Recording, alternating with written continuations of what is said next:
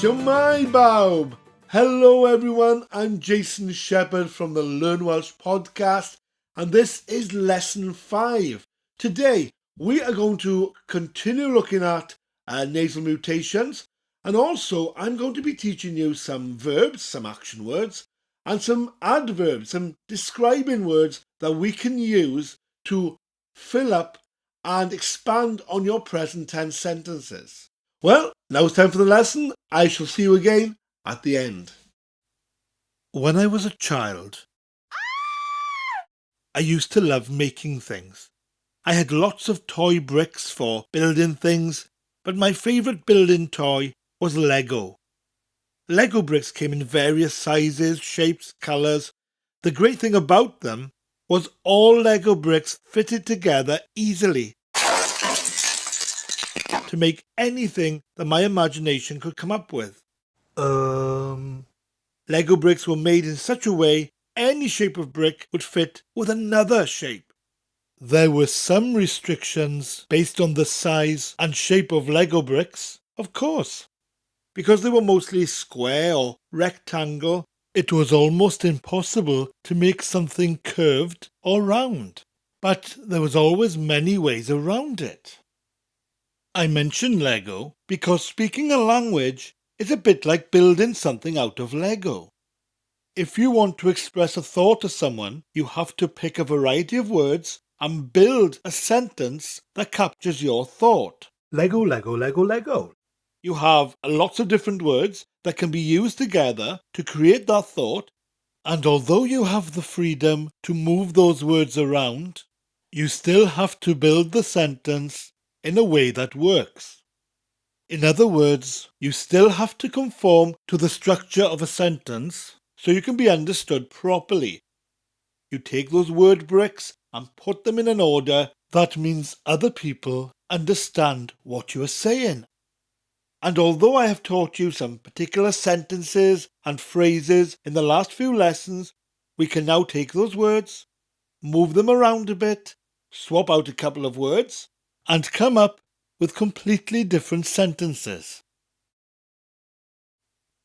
So let's start with a sentence from the last lesson. I'll give you the sentence, we'll break it into its sections, and then we'll move some new words in there to create a new sentence. So our sentence is, Mae hi'n byw yng Nghaerdydd. She lives in Cardiff. Mae hi'n byw yng Nghaerdydd.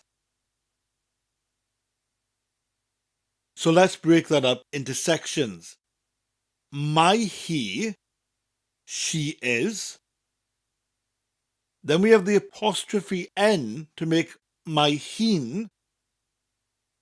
The apostrophe N is a shortened version of an, and it links the mae hi, the she is, with the verb. And a verb is just the action a person does. In this case, it's byw, to live or living. Byw. Mae hi'n byw. She lives or she is living yng Nghaerdydd. Yng, in, Nghaerdydd, Cardiff. Mae hi'n byw yng Nghaerdydd. When I teach Welsh lessons, I try to use as few grammatical terms as possible because some people find the terminology confusing. But I do need to explain quickly what a verb is. It's basically the action somebody does. That you live somewhere, you walk, you move, you cry, you love, you feel. Those are verbs. So now let's take that sentence. Mae hi'n byw yng Nghaerdydd.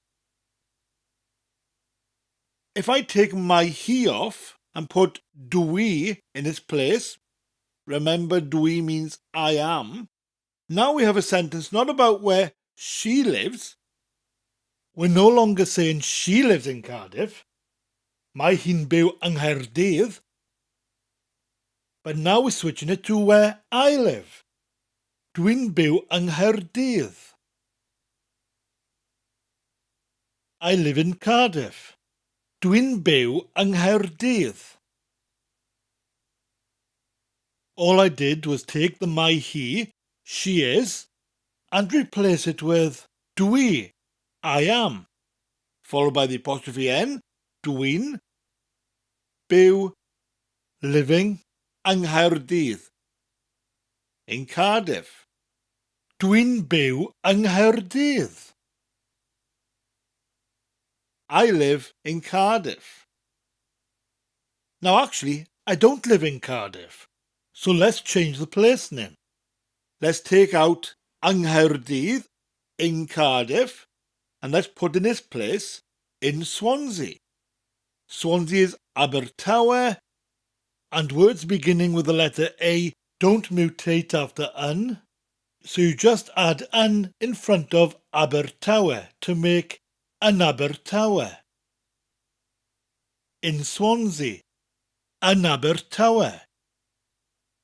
Dwi'n byw yn Abertawe. I live in Swansea. Dwi'n byw yn Abertawe. Well, actually, I no longer live in Swansea. I moved over a year ago. Okay, we'd better change this sentence then. I still visit because I have family in Swansea and I like to walk around Swansea. So instead of saying I live in Swansea, let's change it to I walk in Swansea. So we just take out the verb byw, to live, and switch it with the verb for to walk or walk in, cerdded. Spelled C-E-R-D-D-E-D, cerdded. So we start with that k sound, cer, with the rolling R, cer. The double D gives us a th sound, and the final D at the end gives us a d, cerdded. Cerdded. So all we do is put it into our sentence instead of byw. Dwi'n cerdded yn Abertawe. I walk in Swansea. Dwi, I or I am, followed by the apostrophe n, which links dwi to the verb, cerdded, which means to walk or walk in, followed by where the action takes place. In Abertawe, Swansea. Dwi'n cerdded yn Abertawe. Which can be translated two ways. I walk in Swansea or I am walking in Swansea. Dwi'n cerdded yn Abertawe. So as you can see, we have completely changed the sentence block by block from mae hi'n byw yng Nghaerdydd, she lives in Cardiff, to dwi'n cerdded yn Abertawe. I'm walking in Swansea. It's easy to do. And as you learn more and more words, you can do that too. Just slot those words into the sentence to give it a different meaning. So here is how you can make one of these present tense sentences yourself from scratch. We start with the subject. It can be a person or an object. For example, mae'n nhw. They are. We link it with a little apostrophe n to the verb, the action word. Mae'n nhw'n. Now let's pick a verb. How about dawnsio? To dance or dancing. Mae'n nhw'n dawnsio. They are dancing. Now we need to say where the dancing is taking place. For example, in the town, in the church, in the local community centre. Or you could say the town name. For example, in Llantrisant. Yn Llantrisant.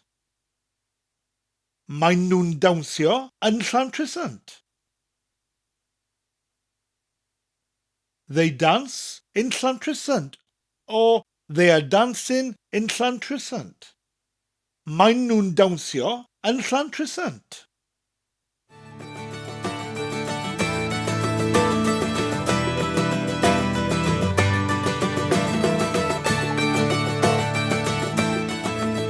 In the last lesson, we started learning about nasal mutations. Here is a quick recap on what mutations are in the Welsh language. So, a mutation happens when certain words trigger the word that follows it to change its first letter. Here is a quick example. The word E in Welsh, which means two. If a word follows it and begins with one of the trigger letters, for example, the letter T, is going to mutate from T to D. T Ddewi means St. David's. It mutates after E. T to D, T Ddewi to D Ddewi. E D Ddewi to St. David's.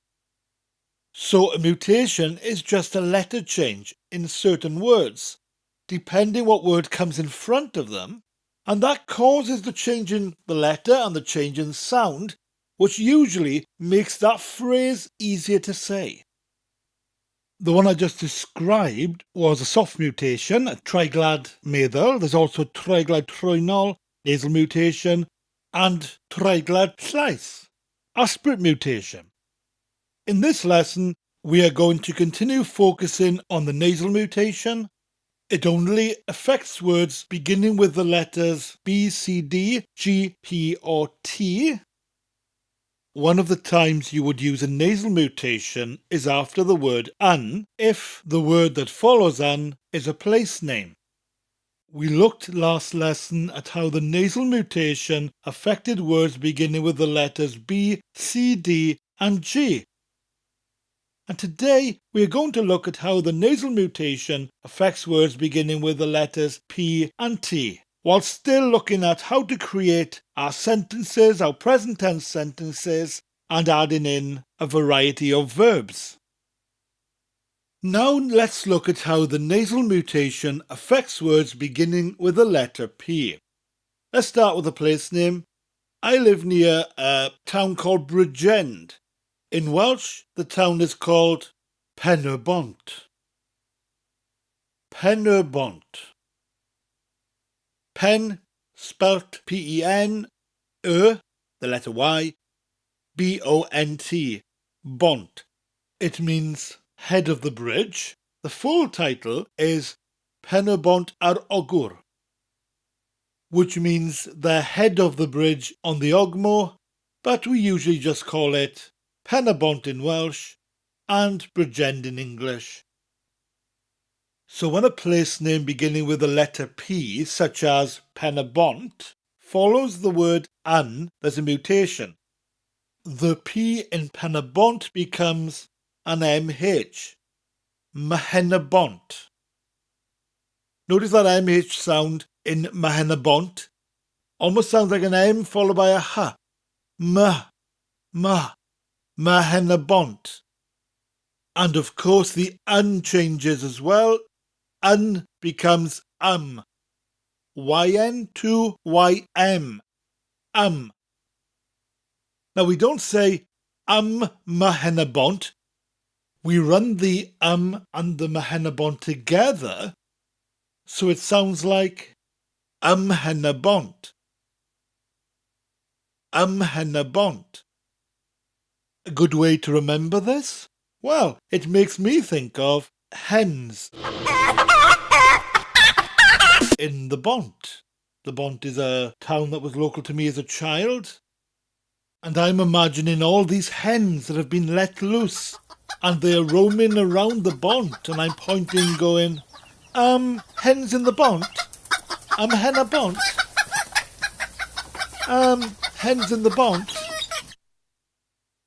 Now, let's make a sentence. Let's say, he sings in Bridgend. Firstly, can you remember what he is in Welsh?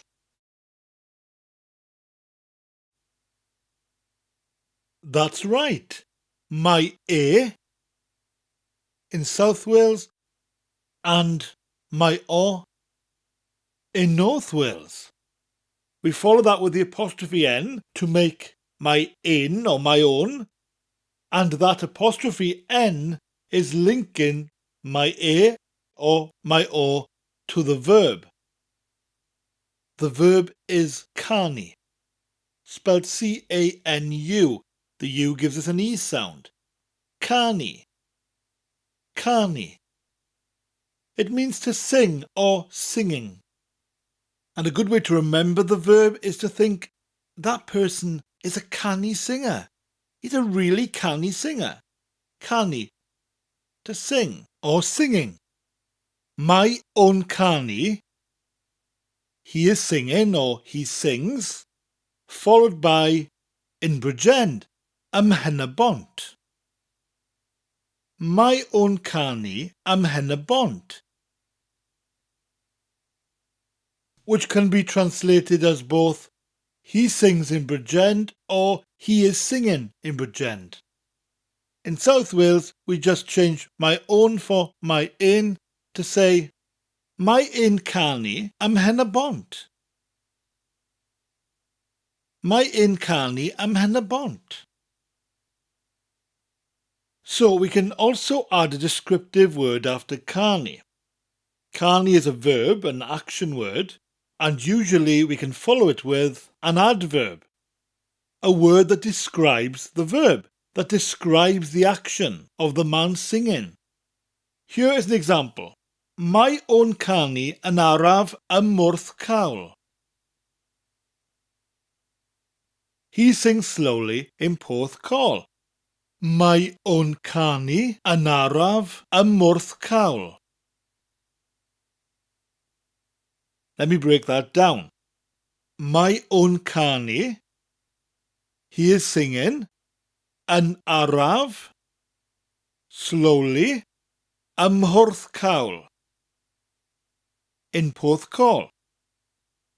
Let's have a closer look at yn araf, slowly, yn araf.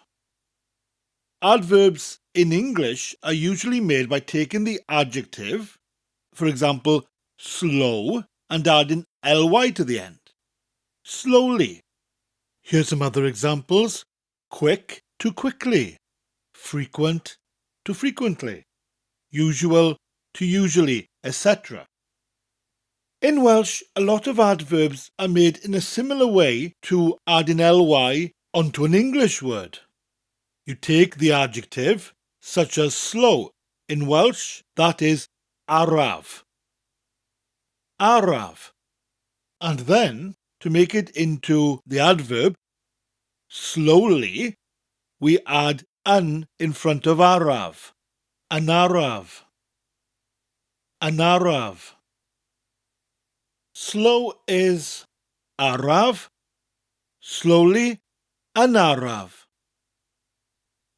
The place name in our last sentence was Porth Cawl. Porth Cawl.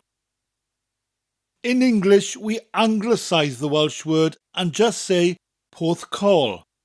It is a holiday resort situated on a low limestone headland on the South Wales coast, overlooking the Bristol Channel. It is home to a large static caravan park known as Treco Bay. It has an extensive promenade and several beaches. Porth Call developed as a coal port during the 19th century, but its trade was soon taken over by more rapidly developing ports such as Barry. Here is another place name beginning with P. We have Pentwyn. Pentwyn. Pendine in English. It's a small seaside resort, better known as Pendine Sands. Malcolm Campbell and J.G. Parry Thomas set the world land speed record at Pendine 5 times between 1924 and 1927. Now let's try putting Pentwyn into our sentence. Mae ein canu yn araf ym Pentwyn. He sings slowly in Pendine. Mae ein canu yn araf ym Pentwyn. Now let's look at how the nasal mutation affects words beginning with the letter T. First of all, we have our place name, Trefynwy, Trefynwy, Tre, T-R-E. We've got that T sound and then the rolling R, Tre. F-U-N, the F makes a V sound, Fyn, and the W-Y creates an Oi sound, Trefynwy, Trefynwy. And that's the Welsh word for Monmouth. When that word comes after un, the first letter, the T, changes to an NH, a N sound. Trefynwy, Trefynwy. And the un in front of it doesn't mutate in this instance and stays as un. So in Monmouth would be un Trefynwy. And we roll them together. Unrefynwy, unrefynwy. Here's an example sentence. Dych chi'n bwyta unrefynwy? You are eating in Monmouth. Dych chi, you or you are, then apostrophe N, which is the link to our new verb, which is bwyta, and means to eat or eating. Bwyta. And then unrefynwy. In Monmouth. Dych chi'n bwyta unrefynwy? So either translation here works. You can say you are eating in Monmouth or you eat in Monmouth. So now we are going to add an adverb to explain the verb. In other words, we're going to add a description to our action word. Bwyta, eating. And let's say you are eating quickly in Monmouth. So, first of all, quick is cyflym. Cyflym. To make it into quickly, what do? You've got it. We add un in front of cyflym. But in this instance, cyflym mutates to gyflym. So we say cyflym, quick, and ungyflym, quickly. Dych chi'n bwyta ungyflym unrefynwy? You are eating quickly in Monmouth. Dych chi'n bwyta ungyflym unrefynwy? Here are some other Welsh place names beginning with the letter T. Trediggar, anglicised to Tredigga. It's a town situated on the Sir Howie River in southeast Wales. It became an early centre of the Industrial Revolution in South Wales. The historic Tredigga Ironworks in Richmond, Virginia in the US was named in honour of the town. Trediggar. Next we have Tregaron. Tregaron. Tregaron is a market town in the county of Ceredigion. It lies on the River Brennig, a tributary of the River Teifi. Tregaron has a large Welsh-speaking population, and it received its royal charter as a town as far back as 1292 CE. Finally, we have St David's. In Welsh, Tyddewi. Tyddewi. It is situated on the far southwest coast of Wales and was granted city status by Queen Elizabeth II because of the presence of its cathedral, although St David's is just the size of a small picturesque village. St David's Cathedral has been the dominant presence since the 12th century and was a popular pilgrimage destination throughout the Middle Ages. Let's recap those three place names. Trediggar, Tregaron, and Tyddewi, which is St David's.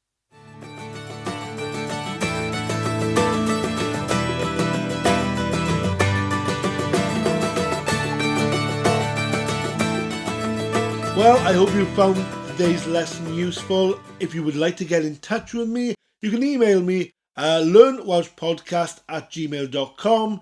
I'm on Twitter under the name @LWPodcast. On Facebook, just type in Learn Welsh Podcast and you can join the Learn Welsh Podcast group there, have lots of different chats with members, ask questions, etc. Also, if you like what we're doing here and you'd like to support me in bringing the Welsh language to whoever wants to learn it, then please have a look at my Patreon page. And if you feel that you can support me and donate there, you'll always get some great learning materials for your donation.